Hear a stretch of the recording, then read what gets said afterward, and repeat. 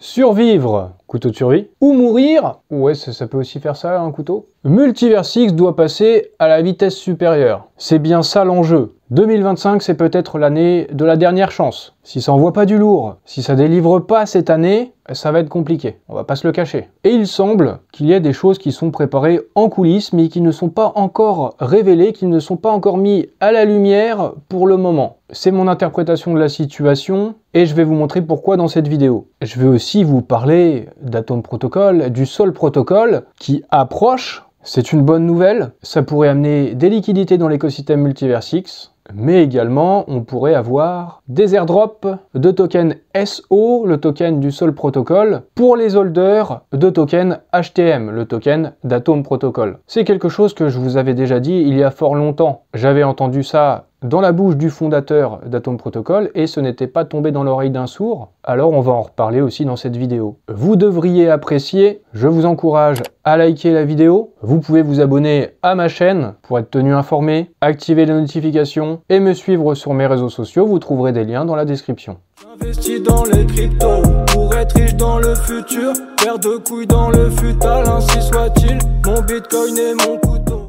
Est-ce que Multiversix est prêt à passer à la vitesse supérieure en 2025? Parce qu'il serait temps quand même, hein. Ils ont un peu loupé le coche en 2024. Et c'est pour ça qu'Adrian Tiberiou a posé la question à Benjamin. Êtes-vous sûr que Multiversix aura ces 3 grosses mises à jour, en gros surtout Andromeda et Supernova, sur le mainnet, sur le réseau principal, d'ici la fin 2025? Benny, il a répondu avec un grand oui, avec un niveau de confiance de 99%. Il y a des progrès remarquables qui sont réalisés, des progrès très prometteurs, une progression qui est constante. Avec Supernova, on aura donc l'impression, comme je vous le disais dans ma vidéo de la semaine dernière, on aura l'impression d'être sur un nouveau réseau, une nouvelle architecture. Évolutivité, vitesse, l'expérience utilisateur et la décentralisation à un tout autre niveau. En gros, Multiversix devrait passer à la vitesse supérieure si on croit ce qu'on nous dit. Et au sujet d'Andromeda, où est-ce qu'on en est? Benny, il nous tient au courant. Andromeda avance à grands pas, il y a beaucoup de progrès qui sont faits. Une nouvelle version va être disponible bientôt sur le testnet,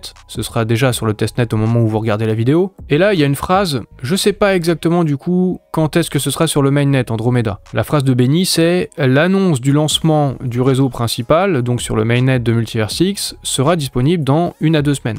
Alors est-ce que dans 1 à 2 semaines, ils vont annoncer la date pour le déploiement d'Andromeda, ou est-ce que d'ici 1 à 2 semaines, Andromeda sera déployé? Dans tous les cas, en principe, Andromeda sera déployé sur le réseau principal d'ici les prochaines semaines. Donc on peut penser au mois de mai, peut-être juin. Et déjà, avec Andromeda, on va voir du changement. Il y a Vortex qui, depuis quelques temps, est devenu assez sarcastique, assez piquant. Alors il a dit merci pour les updates, on a hâte de voir Supernova avec l'onde de choc dont nous a parlé Benny. Mais il se demande où est-ce qu'il est passé Adam Bates, le chef du marketing. Oui bah ça aussi je vous en parlais la semaine dernière, c'est vrai que on l'entend plus beaucoup, on sait pas trop ce qu'il fait en ce moment. Il y en a même qui se demandent, mais fait-il encore partie de la team? Qu'est-ce qui se passe? On ne nous dit pas tout, c'est mauvais signe sûrement. Bon après je vous rappelle par exemple Lucian Todea, on l'a quasiment pas vu en 2 ans. Pourtant, il fait toujours partie de la team et depuis, on l'a vu dans les podcasts. Alors, ils sont pas obligés de nous dire tout ce qu'ils font. Hein. Ils vont pas nous dire quand est-ce qu'ils posent un colombin aux toilettes, par exemple. Et puis, on peut ne pas parler sur Twitter et c'est pas pour ça qu'on fait pas des trucs. Il y a le vrai monde aussi. Moi, je préfère autant qu'ils disent rien sur Twitter et qu'ils fassent des trucs de l'autre côté, hein, sans rien nous dire.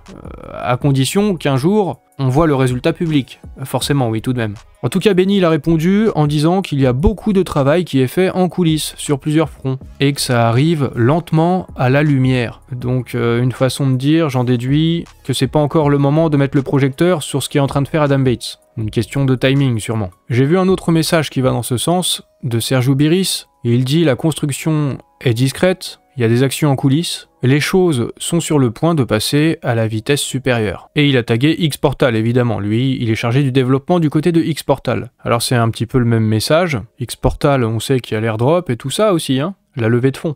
J'ai même envie de dire du côté de X-Money, on n'entend pas grand chose, on sait pas trop ce qui se passe. Hein. On pourrait même dire que Greg sur Unis, on l'entend plus. En même temps, lui, il a jamais trop tweeté. Hein. Mais je pense encore une fois, ils font les choses dans le monde réel. C'est pas juste sur Twitter. En tout cas, 1% better, 1% de plus chaque jour, d'amélioration. Voilà, c'est un petit peu le message ces derniers temps. On progresse, on continue de développer, on build. It's time to build. C'est toujours un peu le time to build, mais pas de grandes annonces en attendant. Il se concentre sur le fondamental, l'amélioration du réseau. Donc oui, Multiversix nous envoie le message qu'ils vont passer à la vitesse supérieure. C'est ce que je crois en déduire. Je ne sais pas si ce sera le cas. Et ils le disent pas explicitement. Ce sont mes déductions. Et je ne fais pas partie de la team Multiversix. Une petite parenthèse, quelque chose que je trouve saugrenu. Il y a quelqu'un qui a répondu à un tweet de Lucien Minkou en disant qu'il faudrait rebrander Multiversix en eGold Network ou alors EGLD Network. Et comme ça, ce sera plus facile pour avoir de l'adoption. Lucien Minkou, étonnamment, il a répondu qu'il adorait l'idée. Alors je trouve ça un peu bizarre.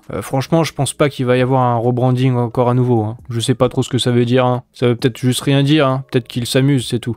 Dites-nous en commentaire, est-ce que vous pensez qu'il faudrait rebrand à nouveau Multiversix ? Bon, je suis pas sûr que ce soit une bonne idée, à ce stade. Alors ces derniers temps, il n'y a pas eu de grandes annonces sur les produits, du coup, il y a des choses, on nous dit ça se fait en coulisses, et puis c'est peut-être pas encore le moment de tout mettre à la lumière. Mais Benny nous a parlé d'IA ces derniers jours, et j'avoue, je sais pas trop pourquoi, j'ai pas tout compris. Il nous a dit une image vaut 1000 mots, en fait c'est une représentation de différentes intelligences artificielles, genre Grok, ChatGPT, Claude, etc. Et ça représente le QI des IA, les IA les plus intelligentes. En gros, Benny nous parle de l'évolution des IA, leur performance. Il y a des IA maintenant qui ont des niveaux de chercheurs, de doctorants. On a des super IA, des super intelligences. Mais je vois pas trop comme ça le rapport avec Multiversix. Sauf si on considère que Xportal, il va y avoir de l'IA dedans et donc ce sera un wallet intelligent, mais c'est pas pour autant que je vois le rapport direct avec Multiversix là. Alors ce serait juste un tweet, comme ça, mais il y en a eu plusieurs dans la foulée. Un autre, où il commente le compte officiel de Tesla Optimus, donc le robot de Tesla, le robot humanoïde, Domo Arigato, Mr. Roboto, voilà, avec cette image de robot. Et Benny, il a tweeté « Interesting ». Alors qu'est-ce qu'il y a d'intéressant, je comprends pas. Et en quoi ça concerne Multiversix ? J'ai un petit peu essayé de rechercher Mr. Roboto, est-ce qu'il y avait quelque chose que je pourrais trouver ? Bon, bah franchement, je ne vois pas. Je suis tombé sur cette musique de Styx, Mr. Roboto. Est-ce que ces robots-là, ça fait penser à ce robot-là d'Optimus ? Est-ce qu'il y a un lien entre Mr. Roboto et cette musique ? Qu'est-ce que Benny trouve d'intéressant ? Alors j'ai même pas vraiment écouté la musique, j'ai juste passé un extrait, le premier extrait sur lequel je suis tombé, je vous le passe, pour le plaisir de vos oreilles.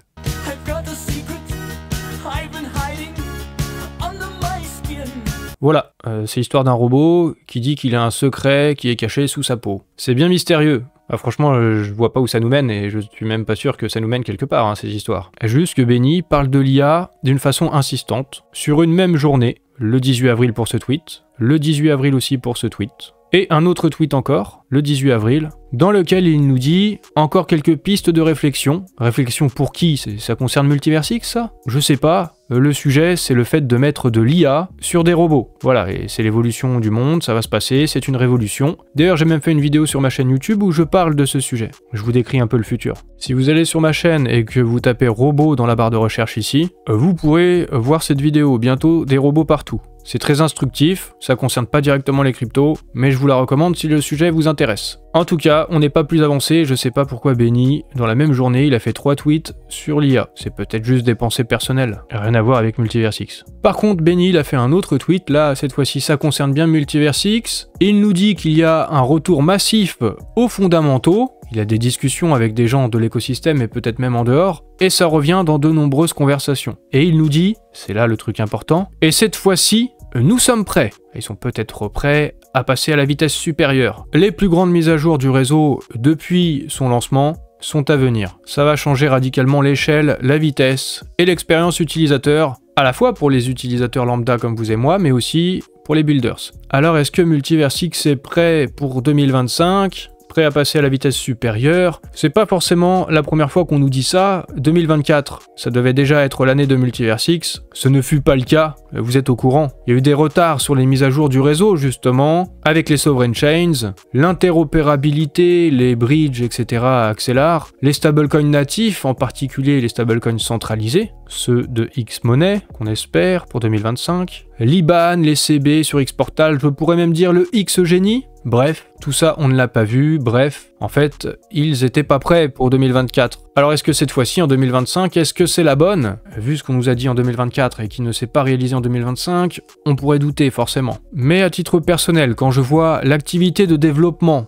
depuis des mois, j'ai tendance à penser qu'ils vont délivrer. Que ces mises à jour, elles arrivent vraiment. Comme nous le dit Benny, il en est sûr à 99%. Alors j'espère qu'on se trouve pas dans le 1% de doute. Et de toute façon, ils ont plus le choix. Alors autant qu'ils envoient du lourd, qu'ils délivrent, et qu'ils envoient tout en même temps au cours des prochains mois. On espère aussi que les levées de fonds se passent bien pour Xmoney, pour Xportal, et qu'ils auront les moyens de donner de la visibilité à la blockchain et à tous leurs produits. Parce que c'est bien de lancer des trucs, faut aussi que ça se voit et que les gens le sachent. En fait, c'est sûrement l'année de la dernière chance. Survivre ou mourir. Oui, parce qu'après, s'il y a encore du retard, s'il y a encore de la déception, ça pourrait être le coup fatal. Si cette année ils envoient pas des trucs, c'est-à-dire que même les fervents supporters risquent de ne plus le supporter. Vous pouvez me dire ce que vous en pensez en commentaire sur ce point. Est-ce que c'est l'année de la dernière chance? Est-ce que Multiverse X va survivre ou mourir? Ces derniers jours, sur le marché crypto, il y a eu du vert, comme le fait remarquer Robert Sassou,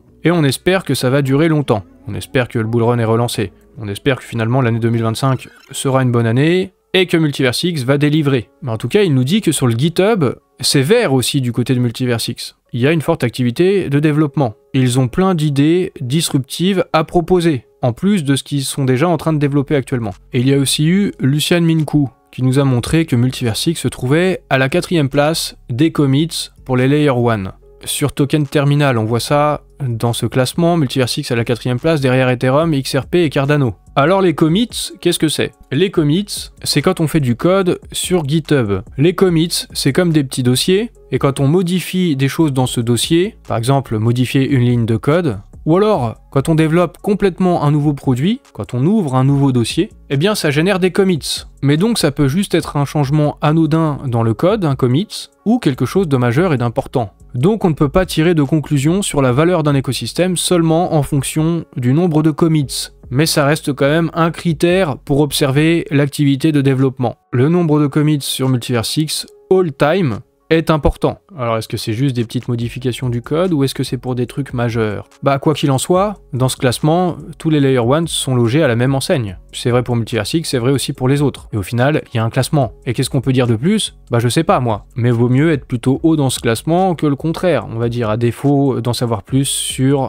ce que sont ces commits de façon précise. Du côté de Multiverse X, ils ont quand même généré 6,6% de tous les commits de tous les Layer 1. Et c'est le protocole, ou un des protocoles les plus jeunes en tout cas, plus jeune que Cardano, XRP ou Ethereum. Donc effectivement c'est quand même plutôt bien, je dirais aussi comme Robert, hein. Le GitHub est toujours vert du côté de Multiverse X. En tout cas, depuis plusieurs mois, effectivement c'est vraiment le cas. Si vous suivez ma chaîne, si vous regardez mes lives aussi sur YouTube, vous êtes bien au courant de ça. Alors, ça dev les mises à jour du réseau, Andromeda, Supernova, même Barnard. Peut-être aussi il se passe des trucs du côté de Xportal, peut-être aussi du côté de Xmoney. Et puis il y a d'autres builders aussi que la core team de Multiverse X dans cet écosystème de Multiverse X. Mais ça dev aussi du côté des Sovereign Chain, Lightspeed Chain. Robert Sassou nous en parle, il nous dit « Nous sommes de plus en plus enthousiastes à ce sujet, de plus en plus de pièces s'assemblent, des problèmes impossibles sont résolus un par un,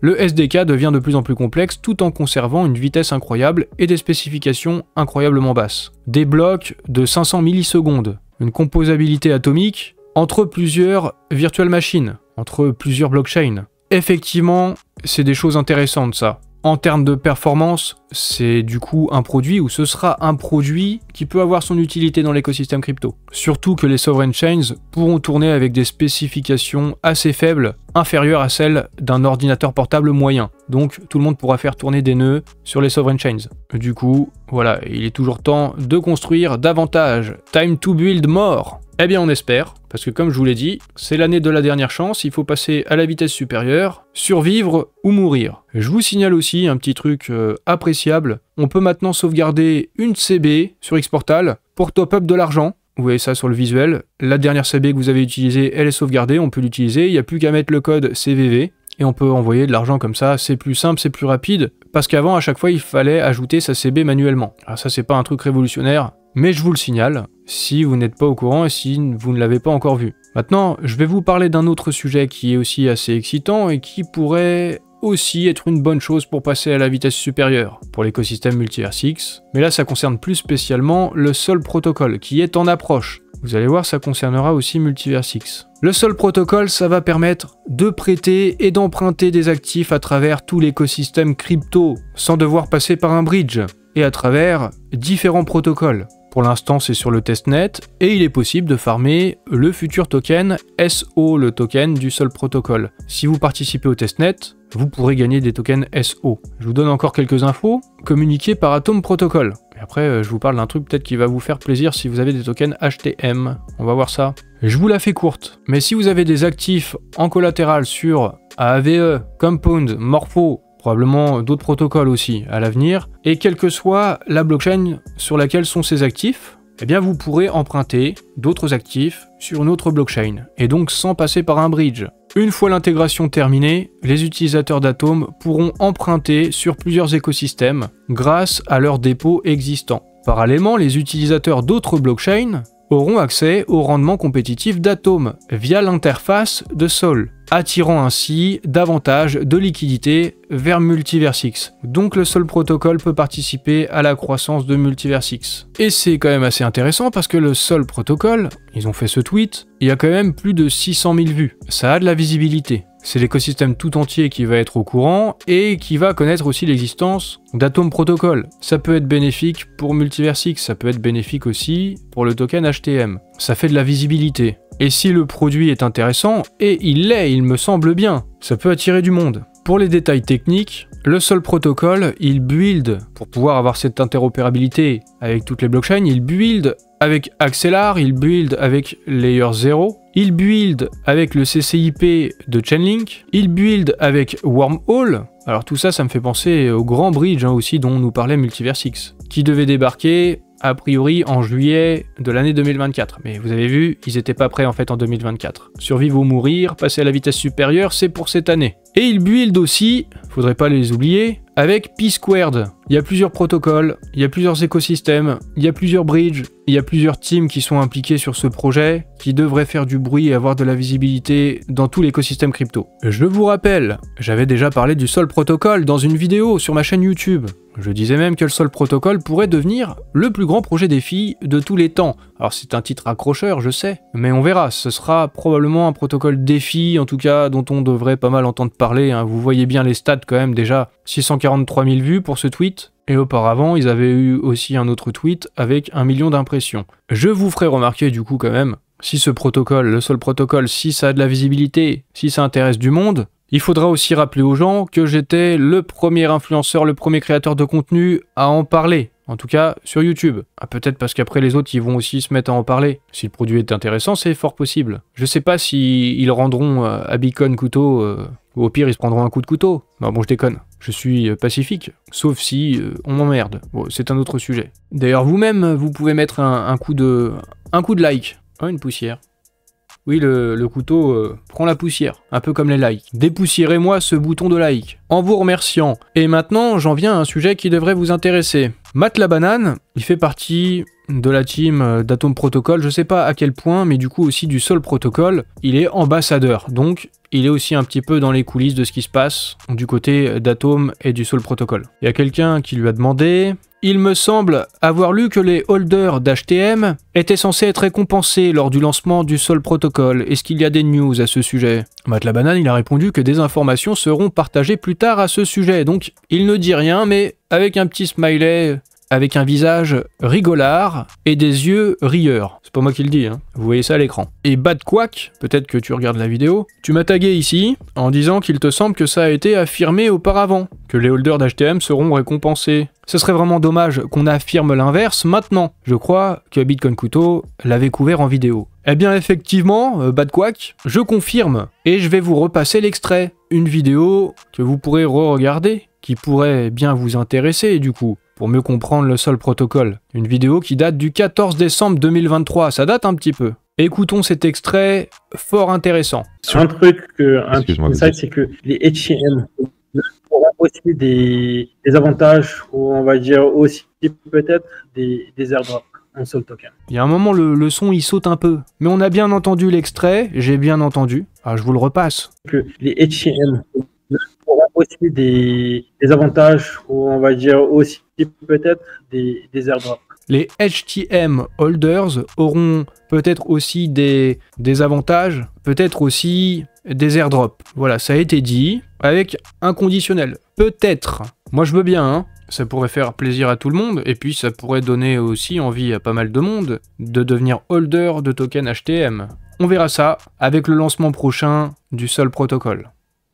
Si airdrop il y a, ça fera plaisir. Ça arrivera presque par surprise. Les gens ne s'y attendent plus, la plupart ont même oublié ce petit détail. Pas moi, certains d'entre vous aussi ne l'ont pas oublié. On va voir ce qu'il en est, hein. C'était au conditionnel, c'était un peut-être. Et si le lancement du Sol Protocol permet de contribuer à l'arrivée de liquidité sur Multiversix, on va pas s'en plaindre, ça pourrait peut-être aussi aider à passer à la vitesse supérieure, en plus de toutes les choses qui se préparent en coulisses et qui doivent être dévoilées, mises à la lumière cette année. En espérant que la vidéo vous ait plu, vous pouvez la liker, vous abonner, commenter, activer les notifications et me suivre sur mes réseaux sociaux si c'est pas déjà fait.